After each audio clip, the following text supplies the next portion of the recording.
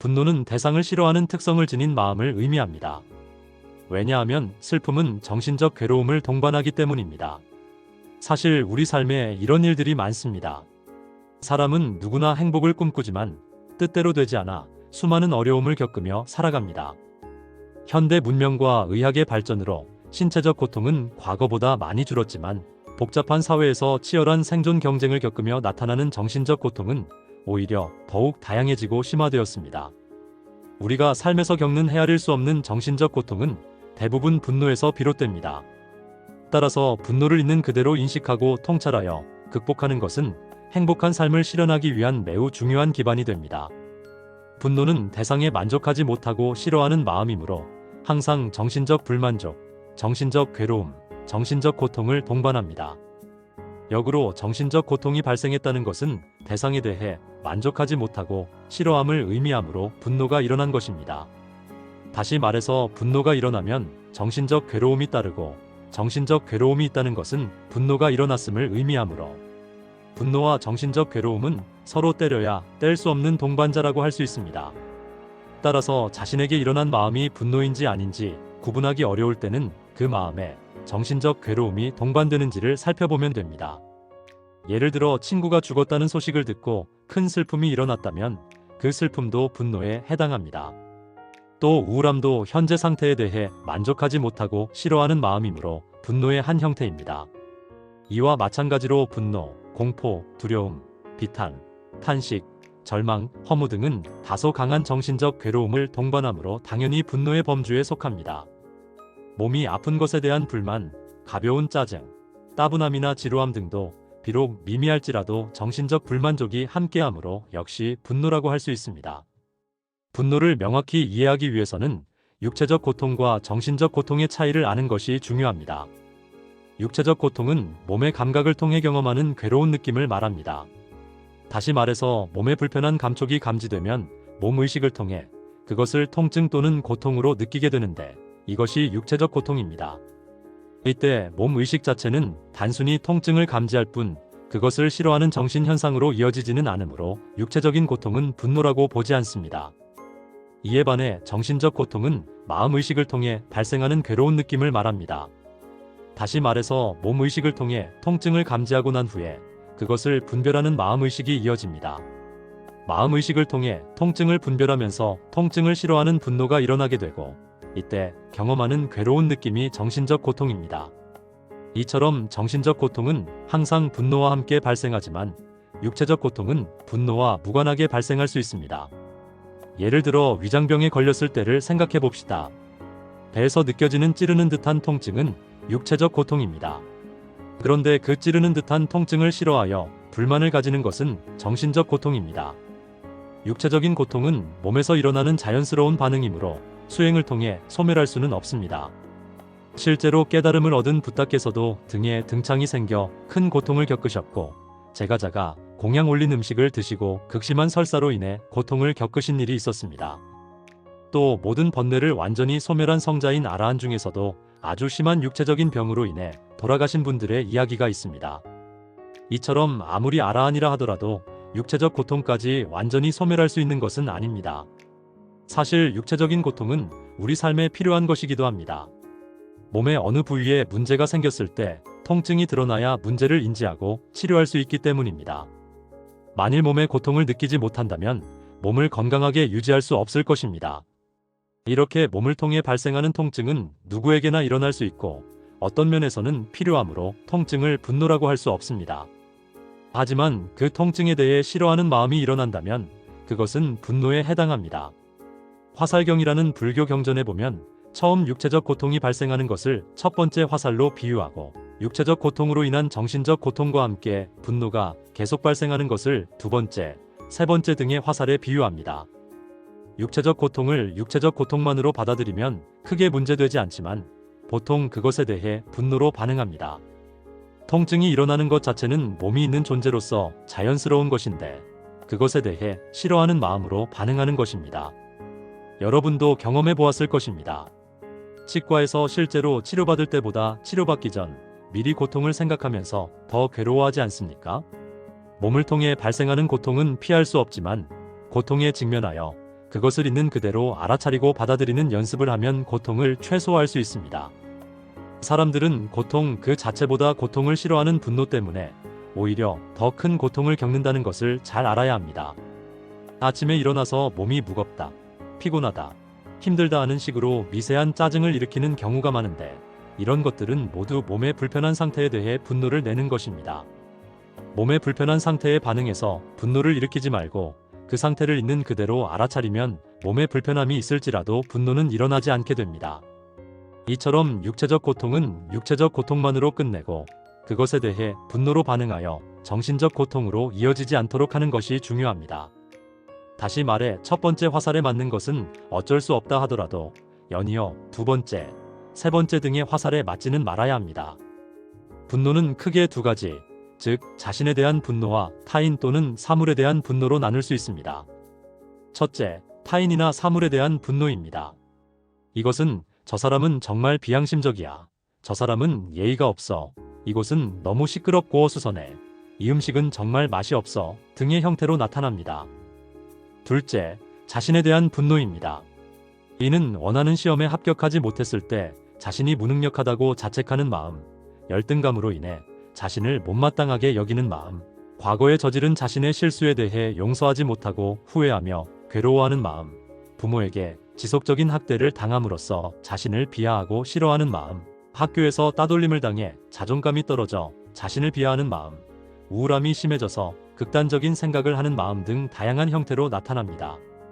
한마디로 자신에 대한 분노는 자신의 무능력, 부족한 외모, 경제적 어려움, 좋지 않은 학벌, 미흡한 사회적 조건 등에 대해 만족하지 못하고 자신을 미워하고 싫어하는 마음을 의미합니다.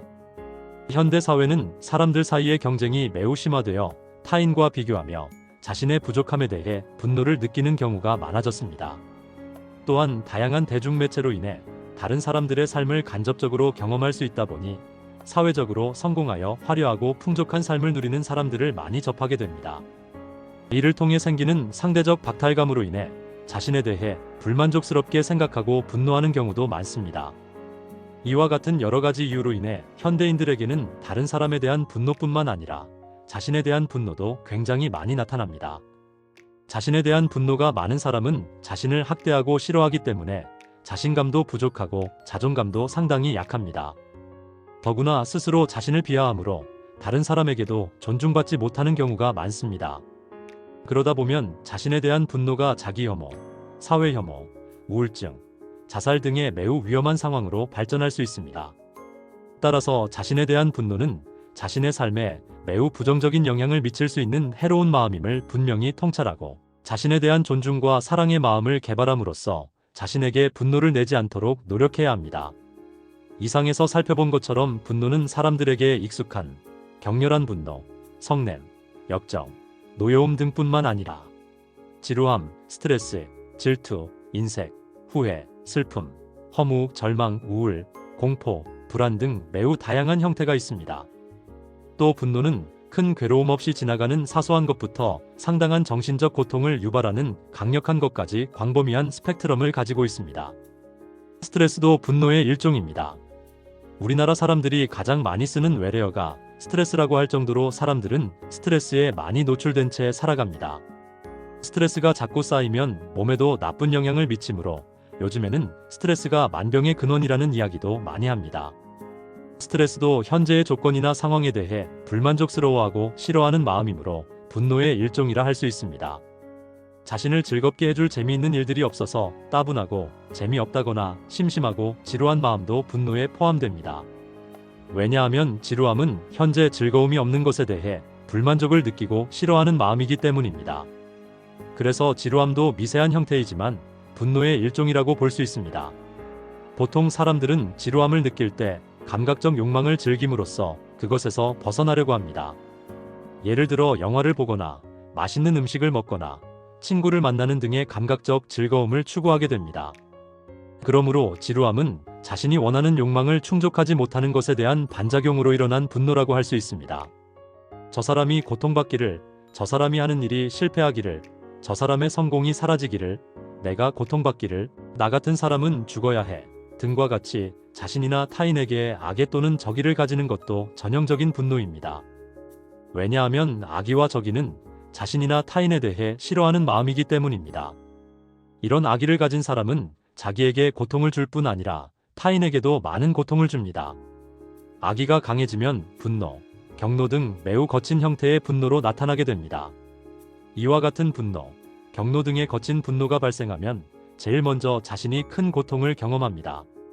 실제로 얼굴이 벌겋게 달아오르고 호흡은 거칠어지며 가슴은 답답해지고 마음은 흥분하여 분노로 인한 생각이 멈추지 않기 때문에 잠도 제대로 자지 못하는 등의 정신적 고통을 겪게 됩니다. 더 나아가 분노로 인해서 타인에게 거친 말을 내뱉거나 물리적인 폭력을 행사하여 상해를 입힐 수도 있고 심지어는 살인을 저지를 수도 있습니다. 예를 들어 인터넷이라는 가상 공간에서 우리는 댓글을 통해 자신의 의견을 표현하거나 타인과 소통하곤 합니다. 이와 같은 방식은 서로 얼굴도 이름도 모르는 상태에서 비대면으로 이루어지다 보니 자유롭게 자신의 의견을 개진하는 장이 되기도 하지만 그러한 점을 악용하여 악의적이고 적대적인 댓글로 타인에게 고통을 주고 타인을 괴롭히고 잔인하게 공격하는 수단이 되기도 합니다. 심지어 자신의 질투심이나 스트레스를 해소하기 위해 남을 괴롭히고 남에게 고통을 주는 악의적인 댓글을 다는 어리석은 사람도 있습니다. 이 같은 일은 자신뿐만 아니라 타인에게도 큰 고통을 주는 일이므로 악행이고 이런 악행으로 인한 나쁜 결과는 반드시 나타납니다. 하지만 어리석은 사람들은 이런 악행에 대한 나쁜 결과가 당장 나타나지 않으면 악행으로 인한 나쁜 결과는 일어나지 않는다고 생각하고 멈추지 않습니다. 붓다의 가르침에 따르면 원인이 있으면 반드시 결과가 있습니다. 그러므로 악행의 결과가 나타나는 것은 시간 문제일 뿐 반드시 드러나게 되어 있습니다. 다시 말해서 언젠가는 자신이 쓴 댓글로 인해 사회적으로 큰 비난을 받거나 재산을 잃거나 감옥에 가는 등의 나쁜 결과가 나타나서 큰 고통을 겪게 됩니다. 더 나아가 불교에서 말하는 윤회의 관점에서 보면 자신이 쌓은 악행으로 인해 이 생뿐 아니라 다음 생에도 지옥이나 축생 등의 괴로움이 많은 곳에 태어나서 훨씬 더 큰 고통을 겪을 수 있습니다. 이와 같은 사실을 이해하는 지혜로운 사람은 악이나 적의로 인해 자신과 남을 괴롭히는 행위를 멈추게 됩니다. 슬픔은 자신이 처한 상황에 대해 정신적 고통이 계속되는 마음이고, 비탄은 슬픔이 더욱 강해진 마음을 말하므로 슬픔과 비탄은 분노의 일종입니다.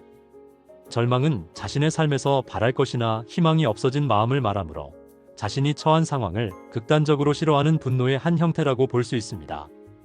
허무는 삶이 가치 없고 무의미하게 느껴져 매우 허전하고 쓸쓸해 정신적으로 고통을 겪는 마음을 말하므로 분노의 강한 형태입니다. 그래서 절망이나 허무에 빠진 사람들은 세상을 비관하여 삶을 포기하고 자살을 시도하기도 합니다. 이렇게 슬픔, 비탄, 절망, 허무 등은 분노의 한 형태이므로 위험하고 해롭고 버려야 할 마음이라는 것을 분명히 알아야 합니다. 우울함은 자신의 상황이나 조건을 싫어하는 마음을 말하므로 분노의 일종이며 해로운 마음입니다. 갖고 싶은 물건이 있는데 여건이 여의치 않아 갖지 못해 우울하거나, 좋아하는 연인과의 이별을 받아들이기 힘들어 우울하거나, 사랑하는 대상의 죽음에 큰 슬픔을 느껴 우울하거나, 사람마다 겪는 에피소드는 다 다릅니다. 하지만 우울함은 내가 처한 상황이 싫고 마음에 들지 않음에서 오는 정신적 괴로움이 동반되므로 분노의 범주 안에 들어갑니다. 사실 슬픔, 무기력과 같은 우울감은 일상 속에서 누구나 경험하게 되는 일반적인 반응이라 할 수 있습니다.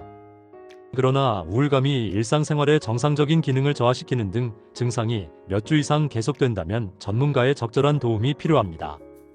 우울과 관련된 질환은 치료만큼 예방도 아주 중요합니다. 밖에 나가 햇빛을 받으며 산책하거나 운동을 하는 등의 생활 습관을 갖는 것도 우울증에 빠지지 않게 하는 보호 요인이 됩니다. 그리고 그보다 더 좋은 것은 우울한 마음을 분노라고 즉시 알아차림으로써 분노의 위험성과 해로움을 통찰하여 우울한 마음을 떨치고 그러한 생각이 반복되고 계속되지 않도록 하는 것입니다. 공포는 두렵고 무서워하면서 싫어하는 마음을 말하므로 공포도 분노의 일종입니다. 공포는 사람들이 삶에서 자주 경험하는 마음입니다. 하지만 공포가 강박적으로 특정한 대상이나 상황에 결부되어 정상적인 행동을 방해하는 비정상적인 반응을 유발할 수 있습니다. 이를 공포증이라고 합니다. 예를 들면 낯선 사람들과 만나는 것을 두려워하는 대인공포증, 높은 곳에 올라가면 극도의 불안과 두려움을 느끼는 고소공포증, 사회적 관계나 다양한 사회적 상황에 대해 극도의 두려움을 느끼는 사회공포증, 폐쇄된 공간에 대해 극도의 두려움을 느끼는 폐소공포증 등이 있습니다. 이와 같은 공포증은 특정한 상황이나 대상을 통해 공포를 경험한 것이 그때의 조건과 상황에서 일어난 것일 뿐 실체가 없는 것이라는 걸 깨닫지 못하는 어리석음을 조건으로 일어납니다. 이런 어리석음으로 인해 그때의 기억을 반복해 떠올리면서 공포를 느낌으로 점차 마음의 습관이 되어 공포증으로 발전하는 것입니다. 그래서 이와 같은 공포증을 극복하려면 자신이 특정한 상황이나 대상에서 공포를 경험한 것은 그때의 조건과 상황에서 일어난 것일 뿐 실체가 없다고 통찰함으로써 그것에 대한 집착을 버리는 노력을 기울여야 합니다. 구체적인 예로 어떤 사람이 고장난 승강기 안에 몇 시간 동안 갇혀 있다가 나왔다고 합시다. 이 일을 그때 마침 승강기에 문제가 있었거나 전력 공급에 문제가 생겨서 일어난 일로 받아들이면 하나의 사건으로 여기고 지나갈 수 있습니다. 하지만 당시에 고통스러웠던 상황을 반복해서 떠올리면 승강기에 대해 두려워하고 싫어하는 마음이 강해져서 나중에는 승강기 근처만 가도 마음이 불안하고 두려워져 폐소공포증으로 발전할 수 있습니다. 불안은 자신이 처한 상황에 대해 논리적 인과관계에 따라 생각하는 것이 아니라 무질서하게 생각하면서 무력감을 느끼고 두려워하는 마음입니다. 불안한 마음이 일어나면 신체적으로도 심장 박동이 증가하고 호흡은 빨라지며 땀이 흐르고 근육이 긴장되고 몸이 떨리는 등의 현상이 나타납니다. 이렇게 불안도 자신이 처한 상황에 대해 불만족스럽고 싫어하는 마음이므로 분노의 한 형태입니다. 불안도 분노의 한 형태이고 해로운 마음임을 이해한다면 불안한 마음이 일어날 때 즉시 알아차리고 그것을 버리려고 노력할 수 있습니다. 그러면 불안이 심각해지거나 병적인 증세로 악화하지 않을 것입니다.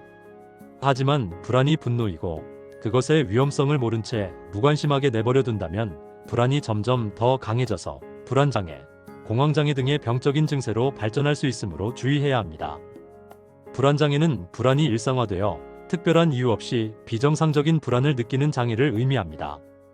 일반적으로 불안장애가 있는 사람은 매사에 짜증을 잘 내고 예민하며 닥쳐오지 않을 위험을 걱정하고 최악의 상황만을 상상하는 경향이 있습니다. 그래서 불안장애가 있으면 정상적인 생활을 하는데 많은 어려움을 겪게 됩니다. 이와 같은 불안장애가 극심해진 것이 공황장애입니다. 공황장애가 있으면 지금 당장에 죽을 것 같은 극심한 공포인 공황발작이 반복적으로 일어나므로 정상적인 생활을 지속하기가 어렵고 매우 큰 정신적 고통을 겪게 됩니다. 이처럼 사소한 불안도 방심하여 내버려두면 점점 심해져서 불안장애나 공황장애로 발전해 큰 고통을 겪을 수 있습니다. 그러므로 불안한 마음이 일어날 때 그것을 즉시 알아차려야 합니다. 그리고 그것이 분노의 한 형태이고 위험하고 해롭다는 것을 분명히 이해하여 불안을 버리고 예방하려고 노력해야 합니다. 트라우마는 상처라는 의미의 그리스어 트라우마트에서 유래된 말이라는 점에서 짐작할 수 있듯이 과거에 있었던 큰 상처로 인한 정신적 외상을 뜻합니다. 다시 말해서 과거에 경험했던 큰 사고나 폭행, 질병, 테러 등의 사건으로 큰 충격을 받은 사람이 그와 비슷한 상황에 부딪혔을 때 당시의 감정을 다시 느끼면서 심리적 불안을 겪는 증상을 말합니다. 그래서 트라우마도 분노의 일종이라 할 수 있습니다. 이와 같은 트라우마는 외상 후 스트레스 장애를 유발할 수 있습니다. 외상 후 스트레스 장애가 있는 사람은 신경이 날카로워지고 매사에 집중하지 못하며 수면에도 문제가 생길 뿐 아니라 자신이 겪은 일에 관한 생각을 멈출 수가 없고 극심한 불안과 공포를 경험하게 됩니다. 이와 같은 외상 후 스트레스 장애가 생긴 사람은 이미 정상적인 마음이 작동하기 어려운 상태이므로 가능하면 빨리 전문가의 도움을 받아 전문적인 치료를 받는 것이 좋습니다. 전문적인 치료를 병행하면서 올바른 가르침을 의지해 꾸준히 수행한다면 이를 완전히 극복하여 정상적인 삶을 회복할 수 있습니다. 분노를 극복하기 위해서는 우리의 삶에서 분노가 어떤 형태로 나타나고 있는지 잘 이해해야 합니다. 그래야 그와 같은 이해를 바탕으로 마음을 관찰하는 훈련을 해서 분노를 극복할 수 있습니다. 실제로 마음을 관찰하는 훈련을 하다 보면 우리 마음속에서 얼마나 많은 분노가 발생하는지 알 수 있습니다. 더 나아가 그것들이 분노인지도 모른 채 습관적으로 분노하며 살아왔다는 것도 알게 됩니다. 이렇게 분노를 하면서도 분노를 하는지 알아차리지 못하는 것은 분노에 대한 올바른 이해를 바탕으로 분노를 관찰하는 훈련을 하지 않았기 때문입니다. 더구나 분노하는 것이 오랜 시간 습관화되어서 분노를 하는 자기 자신을 자각하지 못하기 때문이기도 합니다. 분노는 그것이 발생할 때 빨리 알아차릴수록 적은 노력으로 소멸시킬 수 있습니다. 마치 처음 생긴 불씨는 쉽게 끌 수 있듯이 말입니다. 만약 분노가 일어나도 분노가 일어나는 줄 모르고 내버려두면 분노가 계속 커져서 나중에는 걷잡을 수 없는 심각한 문제와 괴로움을 일으키게 됩니다. 마치 활활 타오르는 불은 끄기가 어렵듯이 말입니다. 그래서 우리는 분노를 알아차리고 분노를 소멸시키는 훈련을 실천해야 하는데, 이를 위해서는 분노가 우리 삶에서 어떻게 나타나는지 아는 것이 선행되어야 합니다. 분노가 가볍게 발생할 때는 정상적인 삶에 큰 장애가 되지도 않고 괴로움도 크지 않으며 분노를 버리는 것도 어렵지 않습니다. 하지만 분노가 습관이 되어 강력해지면 정상적인 삶에 많은 장애가 생기고 큰 괴로움을 겪게 되며 분노를 버리는 일도 훨씬 어려워집니다. 따라서 분노에 대한 올바른 이해를 바탕으로 마음을 잘 관찰하여 분노가 발생하면 분노라고 분명히 알아차리고 분노가 커지지 않도록 그것을 버리고 예방하는 지혜를 개발하는 것이 중요합니다.